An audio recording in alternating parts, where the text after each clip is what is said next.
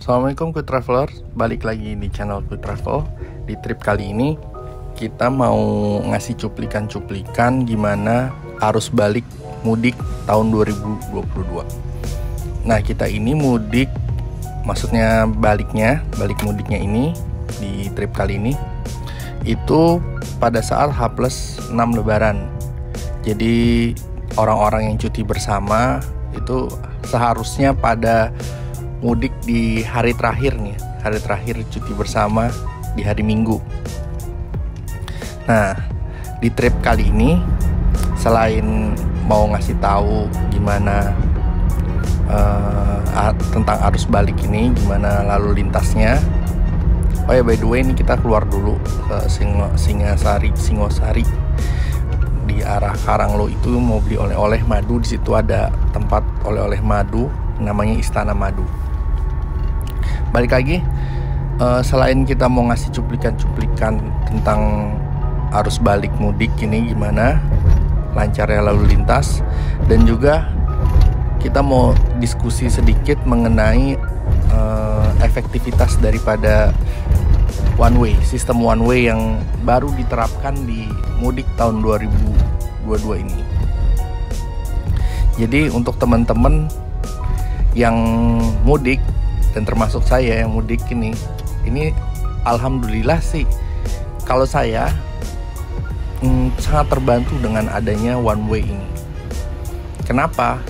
Karena pada saat mudik dari barat ke timur itu waktu tempuhnya memang sedikit lama dibanding biasanya. Jadi biasanya normal kita dari Jakarta Malang itu sekitar 12 jam, ini bisa 17 jam. Tapi dengan lalu lintas yang cukup padat dan juga kendaraan yang berbondong-bondong dari barat ke timur, ini termasuk lumayan cepat. Dan itu juga termasuk saya tidur 2 jam di Sragen. Nah, ini juga nih, sebentar ya, intermezzo sedikit, ini adalah rest area yang dekat Malang. Jadi kalau teman-teman yang udah kelewatan mau beli strudel buat oleh-oleh, di rest area ini ada strudel jual untuk nanti teman-teman untuk oleh-oleh bukan di kampung halaman, di domisili teman-teman. Sekarang kita lanjut lagi mengenai evaluasi tentang mudik kali ini. Nah, tadi kita udah lihat ya, jam 12 kita ini dari rest area di masih daerah Malang nih, rest area mungkin Singosari atau Lawang. Langsung ya teman-teman, kita menuju dari Malang ke tol Trans Jawa yang menuju ke Solo. Nah, ini kadang-kadang teman-teman suka bingung mungkin ya, karena banyak percabangan yang dari Waru mau ke Juanda, banyak nih cabangnya. Jadi dari teman-teman yang arah Malang, pilih jalur paling kiri. Jadi pilih jalur paling kiri, udah ikutin aja. Nanti lama-lama tembus di tol Trans Jawa. Tadi ya arahnya tuh yang ada Waru kemana itu. Nah, ini kita sekarang udah ada di gerbang tol Waru 5. Nah, untuk tol Trans Jawa untuk bagian timur ini masih hitungannya sih masih sepi, nggak terlalu ramai dibandingkan nanti ketika kita sudah nyampe ke Banyumanik atau Kali Kangkung. Itu kepadatannya karena kan orang-orang yang dari Jogja, dari Solo, dari Pantura itu semua bergabung di tol Trans Jawa. Nah, kembali lagi nih mengenai sistem one way. Memang ada beberapa hambatan ya, ada kurangnya juga. Misalnya dengan adanya sistem one way ini, bis yang tadinya mau mengangkut balik dari arah timur ke barat, mau barat ke timur lagi, mau pergi lagi, itu jadi terhambat karena one way itu. Sekarang kita sudah ada di rest area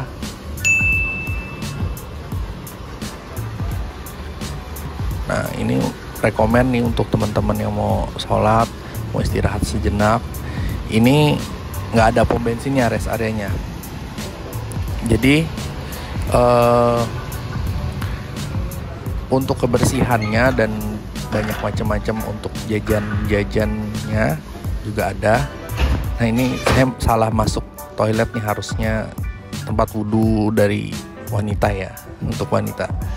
Nah ini adalah masjidnya yang bersih, pakai AC, semuanya bersih. Jadi rekomen untuk teman-teman yang mau istirahat di sini atau mau ibadah sholat. Nah setelah rest area ini, yang nyetir itu istri saya. Dan sebelumnya ya pokoknya sekitar sini lah, istri saya nyetir sampai lewat gerbang tol Kalikangkung. Katanya sih nggak biasa untuk mengemudi di jalur one way gitu, jadi agak canggung. Balik lagi ya, kita nanti pada saat one way-nya itu di mana, mulainya dari mana. Stay tune.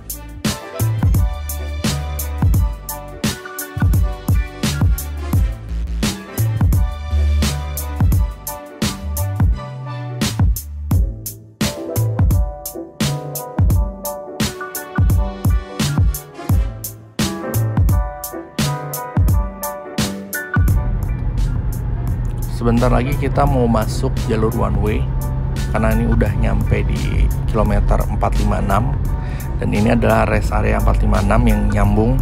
Bisa lihat sendiri ya, itu rest area rame, jadi tadi ditutup. Udah, kita emang nggak ada niat mau ke rest area lagi, jadi pengen cepet-cepet langsung menuju ke Jakarta. Sekalian mau pasin untuk buka one way.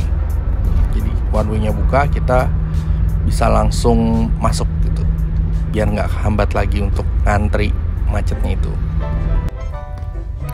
Nah sekarang kita sudah sampai di gerbang tol Banyumanik.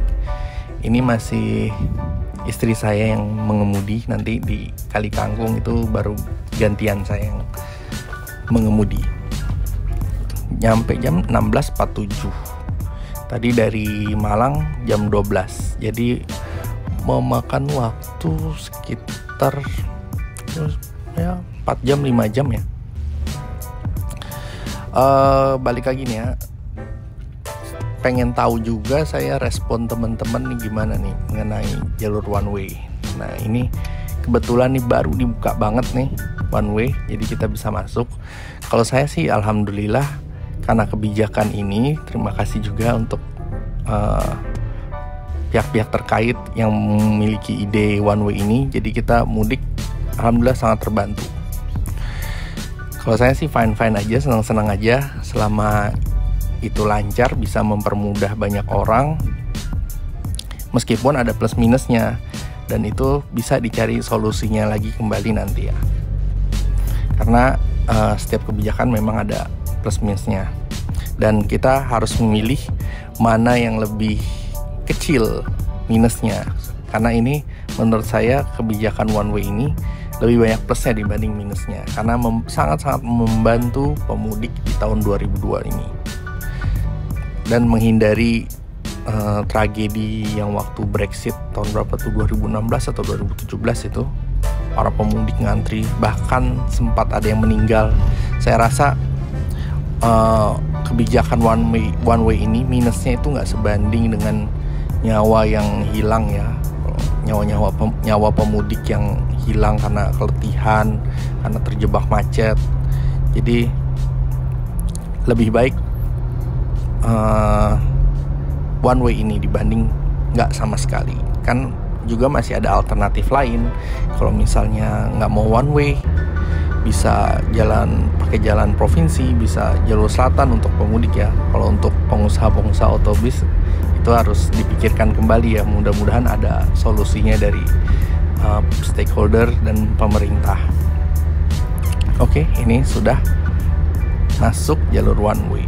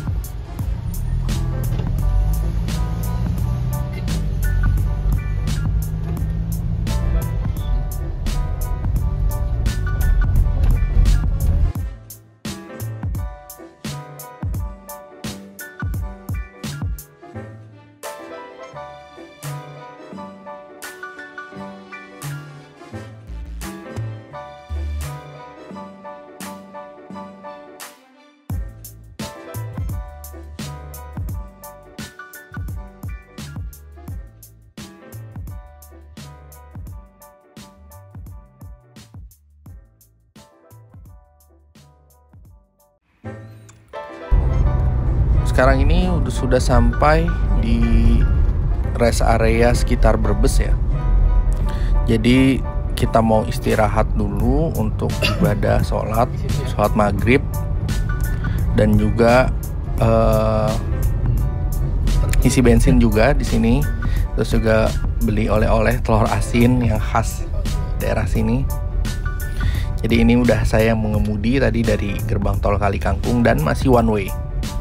One way-nya itu kalau nggak salah itu sampai Halim ya. Tapi saya penasaran, jadi pengen masuk tol layang itu MBZ. Nah disitulah kesalahannya saya, kenapa nggak terus ikut jalur one way atau kontraflow. Kalau sudah lewat Cikampek itu kontraflow, harusnya ikutin aja kontraflow. Karena sialnya pada saat lewat gerbang tol Cikampek malah jadi macet. Nggak tahu kemacetannya karena apa, karena rest area atau karena apa, saya juga kurang paham. Karena kendaraannya tiba-tiba berhenti terus nggak ada angin, nggak ada apa, tiba-tiba jalan gitu. Nggak tahu penyebabnya apa. Dan itu untuk teman-teman ya, mungkin pelajaran di mudik tahun depan insya Allah. Kalau misalnya udah one way, udah ambil kanan aja, bablas aja terus sampai kontraflow juga nggak apa-apa, bablas terus, itu lancar. Meskipun nanti di kontraflow itu nggak bisa terlalu kenceng ya, karena fokusnya itu ada di sebelah kiri tuh jalanan agak berlubang dan pembatas jalan, dan juga sebelah kanan itu karena kita kontraflow, jadi ada kendaraan-kendaraan yang melintas gitu, mepet, cuma dibatasi oleh kon, dan itu butuh konsentrasi yang tinggi. Jadi lebih hati-hati lagi kalau di kontraflow.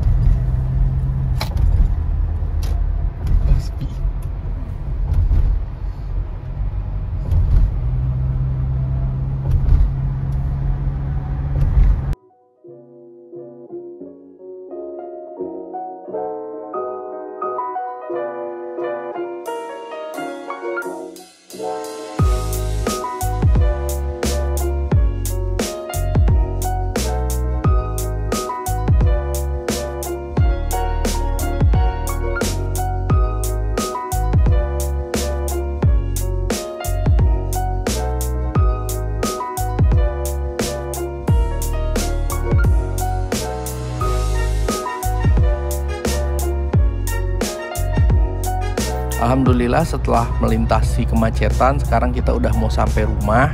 Dan waktu tempuhnya itu sekitar 11 jam ya, termasuk dari kemacetan Cikampek itu. Jadi saya juga pengen tahu nih tanggapan teman-teman Quick Traveler gimana nih tentang sistem one way, apakah merugikan atau banyak manfaatnya, dan apa aja plus minusnya, dan misalnya ada solusi yang lain dari one way, silahkan komen di kolom komentar. Jangan lupa klik like, share, dan subscribe untuk membantu channel ini lebih berkembang. Alhamdulillah, mudah-mudahan mudik tahun depan juga lancar ya. Oke, see you next trip.